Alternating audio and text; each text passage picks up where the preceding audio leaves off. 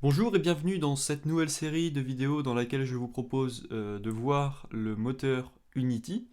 Donc Unity est un moteur de développement de jeux 3D qui a fait son apparition depuis quelques années et qui commence à se faire vraiment repérer, remarquer par rapport à ses concurrents puisque il permet donc très facilement le développement de jeux 3D. C'est-à-dire vous avez une interface très facile à utiliser. Vous avez des langages tels que le JavaScript, C Sharp ou Boo qui sont beaucoup plus simples à utiliser que des langages tels que, disons, l'assembleur, le C++ ou le C, même si bien sûr sa syntaxe vient se fonder sur ceci. Mais vous avez donc une approche plutôt simple de la création d'un jeu. Alors quand je dis simple, c'est déjà un peu, disons, pour une première approche. Après, quand vous rentrez dans le moteur et que vous essayez de comprendre tout le framework, c'est-à-dire tout l'ensemble, les relations des classes, etc., etc., ça devient beaucoup plus compliqué. Il faut avoir déjà un plus gros bagage pour comprendre et intégrer la relation des différents composants du moteur.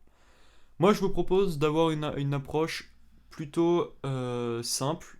On va se limiter aux choses rudimentaires pour créer un jeu.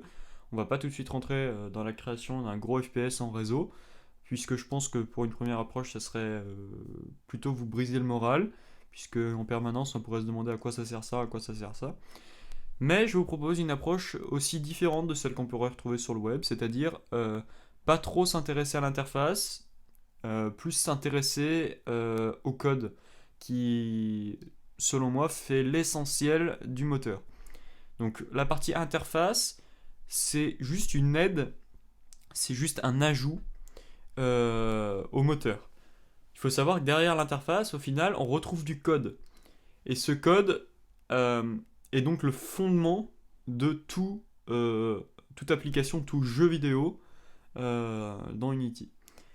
C'est-à-dire que les éléments que vous allez retrouver dans l'interface, des fois, sont scriptés, sauf qu'on ne voit pas le script, mais sont codés par Unity et vous permettent d'avoir des boutons, par exemple des cases à cocher, etc., pour vous faciliter le développement.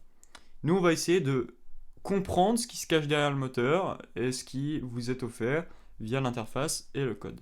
Donc c'est pour ça que je préfère avoir une approche plutôt dans le code. Alors si vous n'avez jamais fait de programmation, eh bien avec un peu d'envie, normalement ça devrait passer. Vous devriez comprendre les fondamentaux. C'est sûr, c'est mieux d'avoir déjà une petite approche de la programmation, mais bon, je vais essayer de faire de mon mieux pour qu'un débutant puisse suivre aussi cette formation. Première étape, le chargement d'Unity qui se fait via la page donc download de Unity. En général, ça se trouve en haut du site sur la page d'accueil, download. Il y a la version gratuite qui existe, bien sûr, et la version pro qui coûte 1500$ avec plein de possibilités de publication. Vous pouvez publier sur iPhone, Android, PlayStation, etc., etc. Donc plein de possibilités d'exportation, même pour le web. Donc les jeux en 3D sur le web font leur apparition petit à petit, hein. Donc, normalement, ça va automatiquement vous rediriger si vous êtes sur Mac ou Windows. Donc, faites le téléchargement. Ça peut prendre du temps selon vos propriétés de réseau. Moi, je vous propose qu'on se retrouve dans la prochaine vidéo. Après l'installation, c'est-à-dire l'installation, vous la suivez de la manière la plus simple qu'il soit, c'est-à-dire en cliquant sur suivant et en faisant ce que Unity vous propose. Et une fois que vous avez installé le moteur et que vous l'avez lancé, vous devriez voir quelque chose de ce type. Alors c'est peut-être pas organisé de la même manière. On va faire en sorte dans la prochaine vidéo qu'on soit organisé de la même manière. Et donc on va s'y retrouver dans cette prochaine vidéo. A tout de suite.